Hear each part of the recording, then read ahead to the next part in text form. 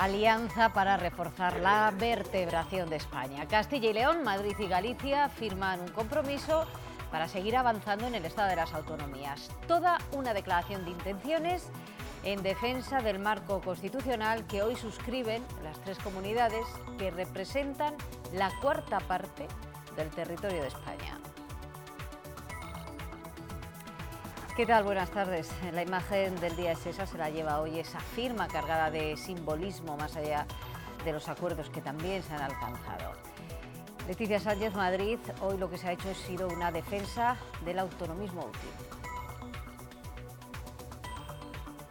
Sí, los tres presidentes reivindican, con sus posibles defectos, que haya que perfeccionar un modelo, el del Estado de las Autonomías, que ha permitido una ambiciosa descentralización. Por eso dicen, cualquier reforma tiene que llevarse a cabo con el máximo de los consensos, al menos con el que se alcanzó en 1978. Imagen a tres y mensaje de que es en la unidad donde se avanza. Se trata de seguir haciendo España a través de las comunidades autónomas, a través siempre del diálogo, de la colaboración. Si nos centramos más en los intereses comunes, automáticamente dejamos de trabajar juntos. Y si dejamos de trabajar juntos, somos más irrelevantes. Esta es la hora de la lealtad a las instituciones, de la lealtad al gobierno. Cataluña marca los tiempos en toda la vida pública. Mañana a las 5 de la tarde comparecerá Puigdemont en el Senado. Esta mañana en el Congreso el debate ha girado en torno a aplicar o no el artículo 155. La rendija para abrir una nueva salida está en la convocatoria de elecciones autonómicas, pero con matices. Mientras el PSOE defiende que con los comicios sería suficiente, el Gobierno insiste en que es necesario algo más, la vuelta a la legalidad.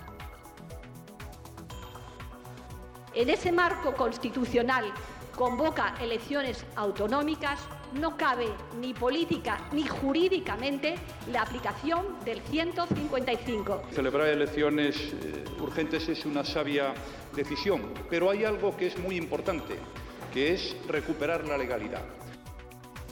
Y aquí, en nuestras Cortes, el consejero de Empleo ha explicado cómo gastará los 297 millones de euros presupuestados. Ha escuchado además duras críticas de la oposición que le han recordado un dato demoledor. El 93% del empleo que se crea en la comunidad es temporal. El consejero ha defendido las políticas de empleo y ha apostado por la formación. Dedicaremos 91 millones de euros a políticas de formación y cualificación profesional, tanto para trabajadores empleados como ocupados, con un crecimiento superior al 17% frente al ejercicio anterior, cuando ya se aumentaron un 10% este año frente al precedente, como muestra de una apuesta que tenemos por la formación como mejor palanca del empleo de calidad. Apenas el 16% de las películas rodadas el año pasado fueron dirigidas por mujeres, pero esta edición de la Seminci es una excepción y de hecho 9 de las películas a concurso tienen firma femenina. La igualdad es un reto, también en el cine, donde la cámara no siempre cobra el mismo precio a hombres que a mujeres. Reina un poco la esclavitud de la juventud. Tienes una edad y te quieren retirar y te das cuenta y tú tienes que luchar y trabajar. No quieren ver caras con arrugas. Levantado sobre la meseta castellana, este edificio rompe con la idea que tenemos de una residencia de ancianos. Su creador, Óscar Ares, ha construido una aldea dentro de sus muros. Un pequeño pueblo luminoso y cálido que le ha valido el premio de los arquitectos estadounidenses. Es además candidato al Premio Nacional de Arquitectura. Y la falta de precipitaciones ya se nota, y cómo, en la calidad del aire. Andrés, buenas tardes. ¿Qué tal? Buenas tardes. Exactamente, tenemos ese anticiclón encima, falta de ventilación, tenemos los contaminantes que se quedan en las capas bajas de la atmósfera y lo peor de todo, que esa situación no va a cambiar de momento. Las condiciones de mañana no van a ayudar a mejorar esa calidad del aire, volvemos a tener sol y poquísimo viento. Además, las temperaturas tampoco van a cambiar demasiado, se van a mantener ese ambiente primaveral con máximas cercanas a los 25 grados.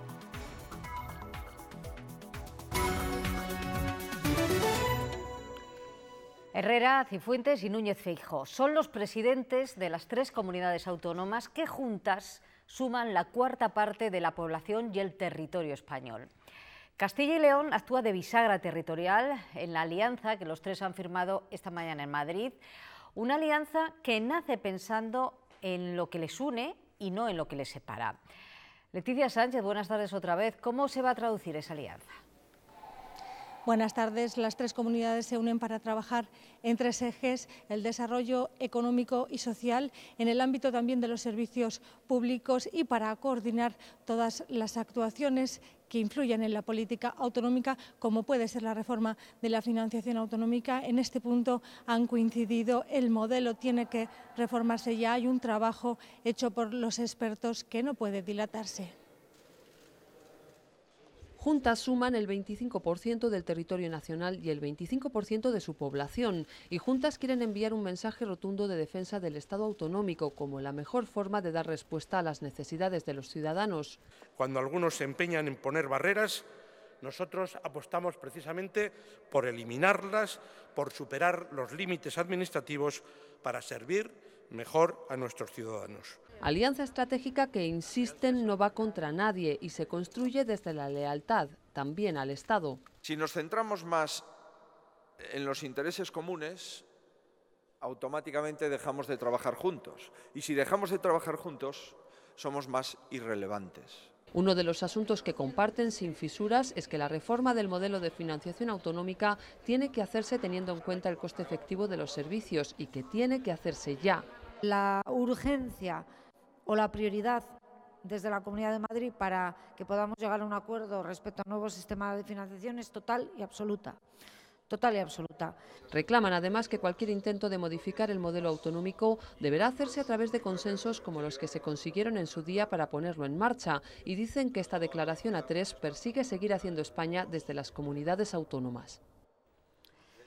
Además de esa unión en asuntos claves de la política autonómica, ese acuerdo tiene otros dos ejes claves. Por una parte, la defensa, el énfasis en el impulso del AVE y los convenios sanitarios. La alianza que hoy echa a andar entre Madrid, Castilla y León y Galicia busca el desarrollo económico y social de los tres territorios. Por eso, la primera medida es impulsar su comunicación mediante la alta velocidad. Al Estado le piden que sea una prioridad culminar la conexión en tiempos competitivos y se comprometen a celebrar un foro anual a partir de 2019 que analice impactos y oportunidades de la infraestructura. Además, las tres autonomías se dan 2 meses para actualizar todos los convenios de colaboración que ya tienen, especialmente en materia sanitaria. En los últimos 6 años, 18.000 ciudadanos se han beneficiado acudiendo a su centro sanitario más cercano, aunque estuviese en otra comunidad. Habrá un acuerdo entre los tres servicios de salud para que los alumnos de medicina y enfermería hagan prácticas universitarias, rotaciones profesionales y acuerdos de alojamiento para familiares de pacientes desplazados. Impulso conjunto también a estrategias contra la despoblación, el Camino de Santiago de Madrid en su confluencia con el francés, colaboración entre las marcas Territorio Castilla y León, Galicia y Calidad de IEM de Madrid y también entre universidades, aprovechando el 8º centenario de la de Salamanca. Cataluña ha sobrevolado en los discursos. Los tres presidentes han pedido a su homólogo catalán que vuelva a la legalidad. Para Herrera, eso es lo más importante, al margen de si se aplica o no el 155. Pero para la presidenta madrileña, Puigdemont no está legitimado para convocar unas elecciones. El señor Puigdemont tiene que decidir si quiere moverse en la Constitución o prefiere profundizar en el Código Penal. Lo importante es el objetivo y no los instrumentos. Y el objetivo es, como aquí se ha dicho, desde la primera magistratura del Estado hasta el conjunto de los partidos políticos, el restablecimiento de la ley. Es un gobierno y un presidente que está ya deslegitimado, que se encuentran fuera de la ley y yo creo que no tienen capacidad política para poder convocar y llevar a cabo unas elecciones. Seguimos en Madrid, en el Congreso, donde hoy la sesión de control al Gobierno ha girado un día más, como no, en torno a Cataluña y la aplicación de ese artículo 155. Hoy se ha evidenciado las diferencias de criterios entre Partido Popular, PSOE y Ciudadanos con respecto a este artículo y la posibilidad de pararlo. Carlota Alonso, Madrid, buenas tardes. Buenas tardes, así es, las discrepancias entre PP y PSOE se han hecho patentes hoy aquí en la sesión de control. Margarita Robles, portavoz del PSOE en el Congreso, ha dicho que si se convocan elecciones en Cataluña deberá frenarse la aplicación del artículo 155, mientras Mariano Rajoy ha dicho que la única salida posible es la llamada a las urnas y ha dicho que su objetivo es volver a la legalidad. Por su parte, Joan Tardà, portavoz de Esquerra Republicana de Cataluña en el Congreso, ha avisado a Mariano Rajoy de que la gente saldrá a la calle en Cataluña para defender el gobierno legítimo. El PSOE insiste, si Puigdemont convoca elecciones autonómicas se debe frenar la intervención de Cataluña. En ese marco constitucional convoca elecciones autonómicas, no cabe ni política ni jurídicamente la aplicación del 155. Ciudadanos comparte que tiene que haber elecciones, pero no se fía de una convocatoria de la Generalitat. ¿De verdad el comité de sedición de Puigdemont va a ser el encargado de organizarnos las elecciones? Rajoy coincide con Rivera, pero recordando que antes hay que restaurar la normalidad democrática en Cataluña. Celebrar elecciones urgentes es una sabia decisión, pero hay algo que es muy importante, que es recuperar la legalidad. Los independentistas amenazan al gobierno con movilizaciones por la aplicación del 155. Saldrán a la calle a defender cívicamente y pacíficamente al gobierno legítimo y a las instituciones de autogobierno. Cumplo con mi obligación al poner en marcha el 155 y lo hago ante el desprecio a nuestras leyes, a nuestra Constitución y al Estatuto de Cataluña. Podemos cree que la intervención en Cataluña es inconstitucional y carga contra la vicepresidenta. Va de error en error, no es la solución, es el problema. Por eso le exigimos, vicepresidenta, que dimita. Esa Constitución que usted cita hoy es una Constitución que usted ha ignorado cuando su grupo parlamentario ha servido de coartada a los secesionistas. Soraya Sáenz de Santamaría ha emplazado a todos los grupos a participar en la comisión sobre el modelo autonómico en la que dice que el Gobierno tendrá un papel muy activo. Y esta mañana en los pasillos del Congreso hemos escuchado a una Carolina Vescansa muy crítica con Pablo Iglesias y con la postura que está manteniendo en el debate sobre Cataluña. Es su respuesta tras ser apartada de la Comisión Constitucional en la que Podemos ha sentado a Irene Montero. Nos está faltando ese proyecto político para España, esa explicación de cuál es nuestro proyecto político para España. Creo que nos hemos olvidado de contar que en Podemos no apoyamos ni vamos a respaldar la independencia de Cataluña, ya sea por la vía unilateral o por la vía bilateral. Finalmente, Puigdemont va a acudir mañana al Senado por la tarde, será a las 5, pero en Cataluña hoy la vida pública se está moviendo en los despachos. En la víspera de esa comparecencia, Puigdemont vive una tensa calma de reuniones con sus socios de gobierno y con su propio partido. Y es ahí donde está encontrando las principales trabas a sus planes. Puigdemont acudirá mañana a las 5 al Senado. Allí mostrará su rechazo al 155. Ya lo adelantaba el senador del PDeCAT en una entrevista radiofónica. Si él puede combinarlo con el pleno del Parlamento que empieza mañana por la mañana, pues él vendrá, lo más probable, si puede venir, será el jueves, porque el viernes es mucho más complicado de combinarlo con el pleno del Parlamento. Y las presiones aumentan sobre Puigdemont, que sigue sin desvelar los pasos que dará en ese pleno que comienza el jueves a las 10 de la mañana.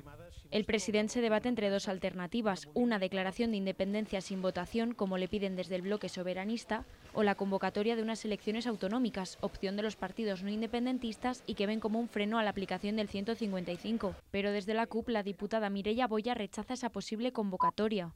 Unas elecciones constituyentes sin ser república y sin haber hecho el proceso constituyente son unas autonómicas, que no nos engañen. Mientras intensifican las reuniones de Puigdemont con su ejecutiva, otros partidos y entidades, la Asamblea Nacional Catalana, organización cuyo presidente está en la cárcel por delito de sedición, da por hecho una declaración de independencia en el Pleno y ha preparado movilizaciones frente al Parlamento durante la sesión del viernes. Y en medio de la incertidumbre por lo que suceda finalmente en este Pleno, la fuga de empresas continúa. Ya son cerca de 1.400 las que han trasladado su sede social fuera de Cataluña. La Junta destinará el próximo año 200 millones de euros a las políticas de empleo. Eso es un 4% más que el pasado ejercicio, pero según la oposición es insuficiente para dar la vuelta a unas políticas de empleo que califican de desastrosas. 4 de cada 5 euros del presupuesto está destinado a políticas activas de empleo. Los colectivos prioritarios siguen siendo los jóvenes. A través de la garantía juvenil irán destinados 10 millones de euros, ayudas también destinadas a la contratación de personas con discapacidad, 28 millones, y también para los autónomos. Se tiene previsto destinar 5,9 millones, de los que 300.000 euros van destinados a una línea exclusiva para jóvenes, otros 10,2 millones para el programa de asistencia para el autoempleo. Para los grupos de la oposición, este presupuesto no se ajusta a la realidad. 24 personas al día, 24, abandonan el mercado laboral en Castilla y León. 21.100 en los últimos 2 años desde que empezó la legislatura. No ha aportado ni una solución a este problema. Hay pobreza estructural, salarios de trabajadores empobrecidos. Ni una sola alusión durante toda su intervención a ningún tipo de política que cohesione territorialmente o que elimine las diferencias territoriales. Tenemos Ávila con una tasa de paro del 20% y Burgos con una tasa de paro del 10%. Queremos políticas públicas que atajen esos desequilibrios. Carriedo asegura que la inversión en formación, 91 millones, un 17% más, es fundamental para crear un empleo de calidad. Con una oferta orientada a los requerimientos de las empresas y del mercado laboral y la puesta en marcha de nuevos sistemas como el cheque formación. Incluye también partidas para financiar las medidas incluidas en la Agenda para la Población, y al Plan de Empleo Local irán destinados 40 millones de euros. El Partido Popular de Castilla y León presentará mociones en todos los ayuntamientos y diputaciones para equiparar los sueldos de la Guardia Civil y la Policía Nacional. Resolver progresivamente los desequilibrios retributivos que puedan existir entre los diferentes miembros de las fuerzas y cuerpos de seguridad del Estado y, a su vez, lógicamente, dentro del marco legal presupuestario, para acercarlos a los de otros cuerpos policiales. También Podemos Castilla y León va a pedir una subida de sueldos para los cuerpos y fuerzas de seguridad del Estado, pero lo va a hacer a través de una petición en las Cortes, donde también va a reclamar más chalecos antibalas, medidas de conciliación familiar y laboral y, en el caso de la Guardia Civil, la posibilidad de sindicarse. Son 4 puntos muy concretos que nosotros entendemos constituyen y configuran una auténtica defensa de la Policía Nacional y de la Guardia Civil. Emplazamos al resto de los grupos a que den su apoyo. El Fondo Monetario Internacional ha alertado hoy sobre el futuro de las pensiones. Advierte que los jubilados perderán hasta un 30% del poder adquisitivo, es decir, que hasta el año 2022 la pensión media subirá menos de 3 euros. Ante esta situación, UGT avisa que si no se adoptan medidas urgentes, los jubilados cobrarán subsidios por debajo del umbral de la pobreza. El Ya te lo pagaré ha pasado a la historia. Ahora puedes enviar o recibir dinero al instante con la nueva app España Duero Pay. Descárgatela ahora. Infórmate en tu oficina España Duero. Mientras haya déficit en las pensiones, solo se podrán revalorizar el mínimo del 0,25%. Es la advertencia que hace el Fondo Monetario Internacional. Según UGT, el Gobierno no puede hacer oídos sordos a lo que dicen todos los indicadores económicos y le pide que deje ya de gastar el dinero de la Seguridad Social en otros asuntos. Por ejemplo, la incentivación, la bonificación que se hace a las empresas hoy por hoy para la contratación de desempleados se carga a la Seguridad Social. La situación actual, según este sindicato, es muy grave, teniendo en cuenta que el IPC va a subir en torno al 2,2% anual. Esto va a suponer una pérdida del poder adquisitivo para las pensiones de hasta el 30%, lo que los convierte, alertan, en ciudadanos pobres. Incluso alertando ya más allá de los problemas que al consumo, a la economía y al crecimiento de este país va a tener la pobreza, la creciente pobreza entre los pensionistas, que ya hoy por hoy es una realidad. Tendría que explicar a la sociedad, a los jubilados, a los pensionistas de este país, el por qué en 7 años se ha llegado a esta situación. Una situación que han estado analizando en Zamora en las jornadas regionales organizadas por UGT en Castilla y León sobre cómo prepararse para ser un jubilado.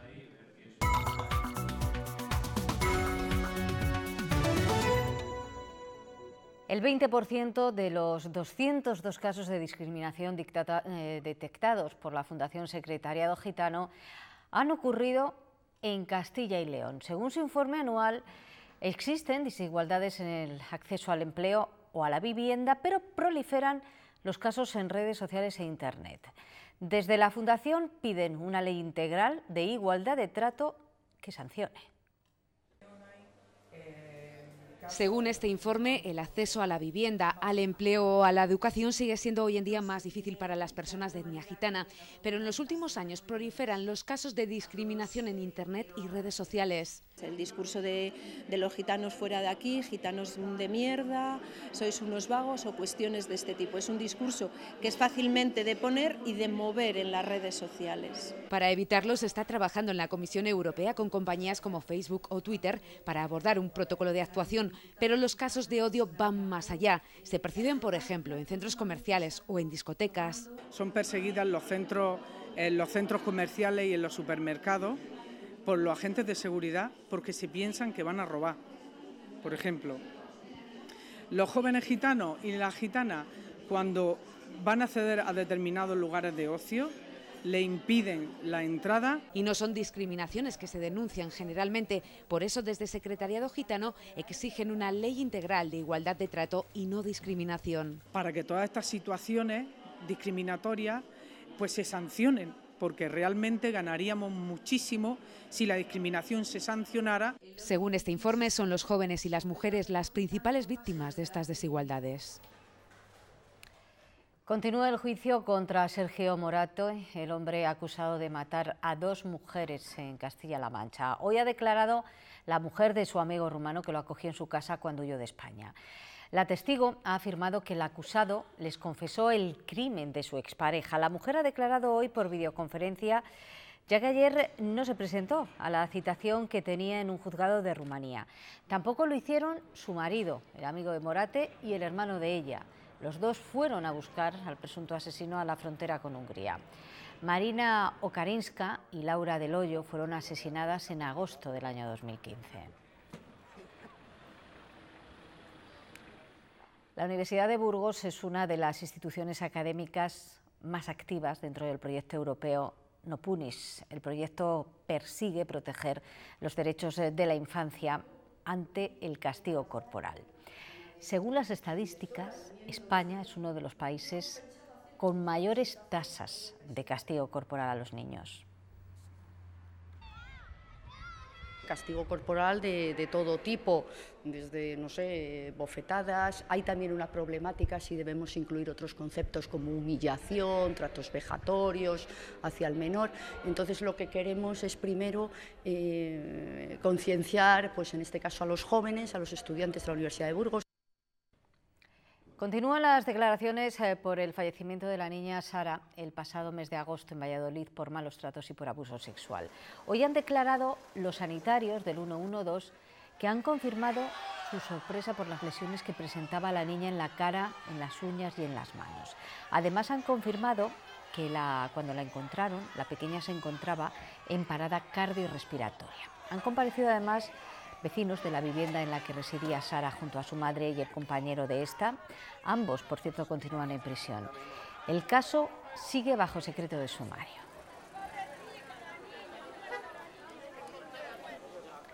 Preocupación entre la comunidad educativa por la aparición de una nueva red social. Se llama Discrush y es utilizada principalmente por niños. Una plataforma en la que el ciberbullying campa a sus anchas bajo la protección de los comentarios anónimos. Es el Discrush, una nueva red social plagada de polémica. Solo tenemos que navegar un poco para darnos cuenta del porqué. Los comentarios son insultos, insinuaciones sexuales y agresiones verbales. Los chicos y las chicas que reciben estos insultos, algunos los gestionan bien, pero para otros significan unas heridas emocionales importantes. El año pasado, en esta asociación que lucha contra el acoso escolar, detectaron 4 casos de ciberbullying en un solo centro. Estaban relacionados con el Discrush. Una de las problemáticas mayores de Discrush es que no sabes quién te está insultando. Por lo tanto, cuando una niña no sabe quién de su alrededor, quién de su aula la está insultando, empieza a crear una desconfianza hacia todas las personas que le rodean y eso le genera una inseguridad y le genera una ansiedad. Probamos hacernos un perfil en esta red y vemos que en ningún momento nos piden nuestra edad. Se abre así una ventana a cientos de comentarios anónimos donde no podemos bloquear a nadie. Es una red social en la que decimos a las familias que lo mejor es no tener cuenta, lo mejor sería que se borraran. Si saben que tienen una problemática, que lean los comentarios y si son de tipo de denuncia, que denuncien. El 99% de los padres no saben que sus hijos utilizan esta red. Por eso los expertos recomiendan supervisar los teléfonos a los menores y tener los ordenadores y las tablets en un espacio de la casa común. La Policía Nacional ha detenido en Madrid a un histórico yihadista que fue además el primer condenado en España por los atentados del 11S. Se trata de Yusuf Galán, un hombre de 52 años de origen español que actualmente realizaba labores de captación como cibersoldado. Está acusado de potenciar la estrategia de Daesh a través de la yihad virtual. Publicaba vídeos en los que él mismo aparecía manejando armas blancas con gran destreza, acompañado de mensajes que animaban a cometer acciones terroristas.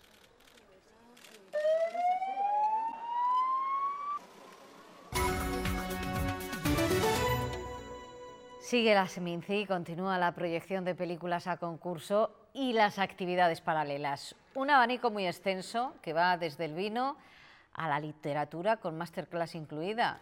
María Ramos no se pierde detalle y eso que hay mucho que ver. María, buenas tardes. Buenas tardes. Ray Loriga es uno de los miembros del jurado de esta edición de la Seminci, es decir, una de las 6 personas que elige qué película se lleva la Espiga de Oro. Quizás se le conoce más por su faceta de escritor, pero también ha trabajado como guionista con Pedro Almodóvar, con Carlos Saura y ha dirigido 2 películas, 2 adaptaciones de sus novelas. Todas esas experiencias las ha compartido esta mañana en una clase abierta en la Universidad de Valladolid, en la que sobre todo ha reflexionado sobre esa delgada línea que separa la literatura y el cine.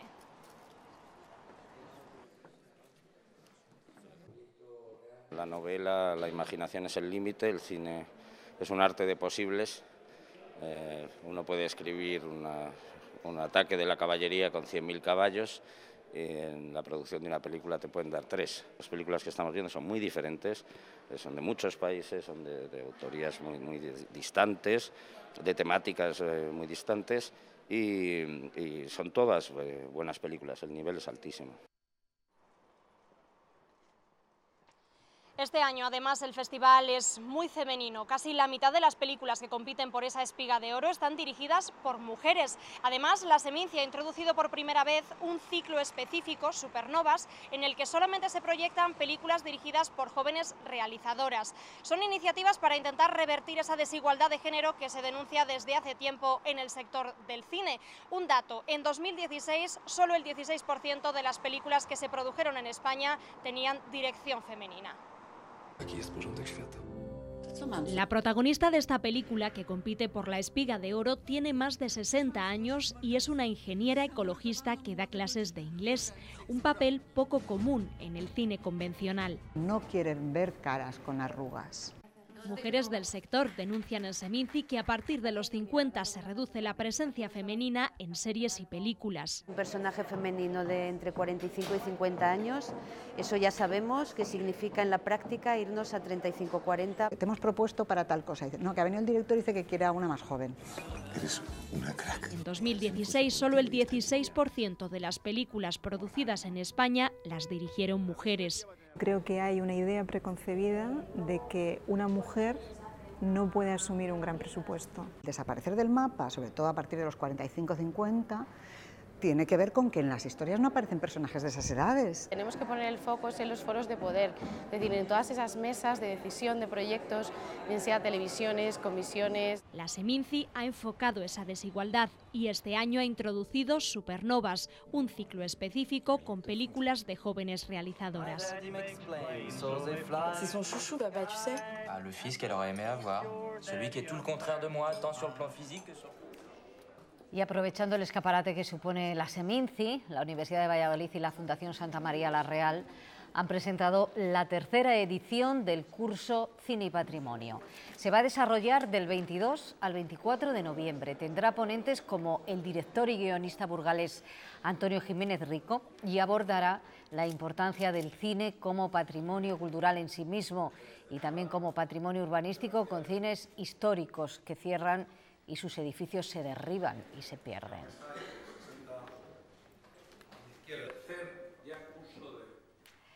Después de 6 meses de trabajo en la parte este y oeste de la muralla de Ávila, ya se puede afirmar que el origen del principal monumento de la ciudad es del siglo I, de la época romana. Y es que se han encontrado más de 15 metros de los restos de esta parte de la muralla que conservan perfectamente elementos como el hormigón romano. Un hallazgo que permite afirmar que ya en aquella época el recinto amurallado era de las mismas dimensiones que el actual.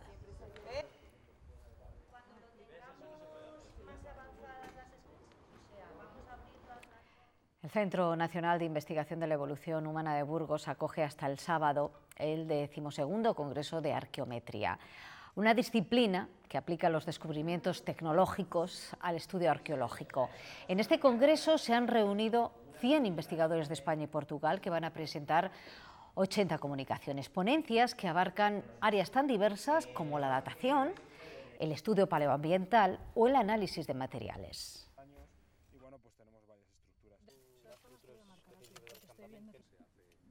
Entonces es muy importante para trazar, por ejemplo, rutas comerciales o redes de intercambio sobre ese material. O en algún caso, por ejemplo, en algún material relacionado con un edificio, conocer dónde se ha realizado ese material, dónde proviene. Y también es importante conocer cómo está hecho para tomar medidas en la restauración o en la conservación de ese material. Un pequeño estudio vallisoletano ha obtenido uno de los premios internacionales de arquitectura más prestigiosos y lo ha hecho además por una residencia de ancianos. Está concebida como una pequeña aldea muy luminosa. Es una ciudad dentro de un edificio con habitaciones similares a bungalows.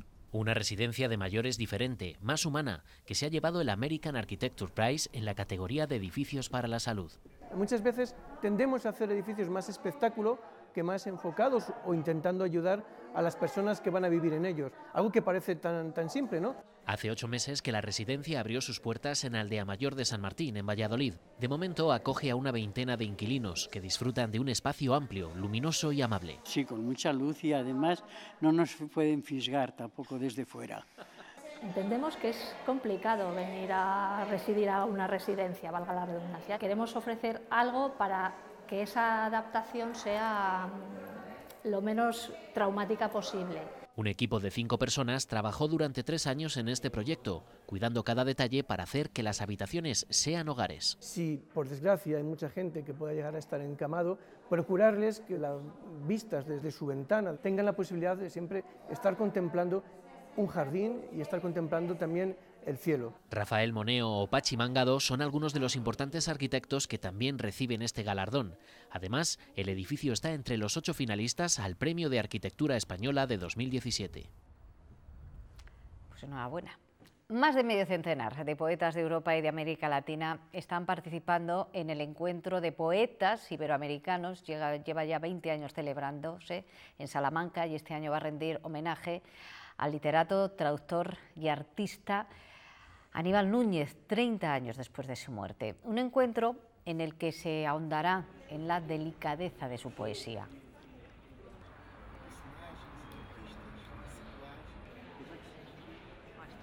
Clara y compleja a la vez, tiene varias perspectivas, pero es una poesía posmoderna porque tiene anclaje en lo clásico. Él es de filología de la universidad y se nutrió mucho de los poetas griegos, latinos y también evidentemente de los poetas españoles de su entonces. Nosotros nos vamos ya y lo vamos a hacer con fiestas en Segovia. Miles de segovianos han disfrutado de la fiesta de su patrón, un San Frutos con tiempo casi veraniego, que ha animado muchísimo más las actividades. Nos vamos. Adiós. San Frutos sobre el milagro y pasa una página más de su libro en la entrada de la catedral que lleva su nombre. Vive y deja vivir ha sido el mensaje de inicio de las fiestas en honor al patrón de Segovia. Un milagro acompañado por miles de segovianos y por las sopas del santo. llevan mucho amor y mucho ajo. ¡Están buenísimas! ¿Sabes la Castilla, Ya por el día, la anónima cofradía del Paso de la Hoja ha reconocido, como cada San Frutos, la labor de un segoviano, en esta ocasión de adopción y con marcadas notas musicales. Gracias no solamente por eso, sino por la familia, por la mujer y por los hijos y nietos que me ha dado Segovia. Y se ha recordado el milagro más conocido del santo eremita. Cierto día nuestros frutos tiene una revelación. Has de montar un cenobio a orillas del Duratón. Ve allí con tus 2 hermanos y tendréis de Dios la gracia. Y así emprendieron camino, Frutos, Valentín y Engracia. 200 segovianos han protagonizado el momento más especial de esta jornada festiva, poniendo voz y música al villancico en honor a este santo eremita en la Dama de las Catedrales, con el brillo especial de esta voz.